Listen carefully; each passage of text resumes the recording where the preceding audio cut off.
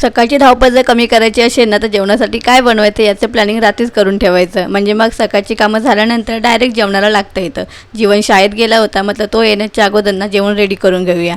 जेवणासाठी ना टमाटरचे सार आणि सुक्या बोंबलाची भाजी करायला घेतली. आणि तसं आपलं छोटं बाळ आहे ना निवांत झोपलेलं, त्याची काय आंघोळ वगैरे झाली ना मग काय टेन्शन नसतं. म्हटलं तो झोपलाय तोपर्यंत मस्त स्वयंपाक रेडी करून घेऊया. आणि तसं सकाळचा ना थोडाही टाईम आहे ना अजिबात वाया जात नाही. घरातील छोटी मोठी कामं आहे ना आपली वाट बघतच असतात. आता जीवन स्कूलमधून आला होता आणि त्याला आता अंड्याची पोळी खायची होती. म्हटलं चल तुला झटपट अंड्याची पोळी खाऊ घालते, म्हणून जेवण वगैरे सर्व रेडी केलं, जेवून घेतलं. संध्याकाळच्या वेळेला ना जीवनला ना स्कूलसाठी लागणाऱ्या काही वस्तू आम्हाला घ्यायच्या होत्या, सँडल आणि वॉटर बॉटल. त्यासाठी आम्ही मार्केटमध्ये आलो होतो आणि मार्केटमध्ये तुम्ही गर्दी बघू शकता. आता एक दोन दुकानं फिरल्यानंतर ना जीवनला पाहिजे तशी ना वॉटर बॉटल आणि सँडल फायनली भेटली होती. आता बाहेर आलो आहोत आणि काय खाणार नाही असं कधी होईल का? मग ना छान असं एक कॉकटेल घेतला आणि अवनसाठी एक फ्रँकी घेतली. चला आजच्या पुरती एवढंच. आता भेटू एका नवीन व्हिडिओसोबत, तोपर्यंत बाय बाय.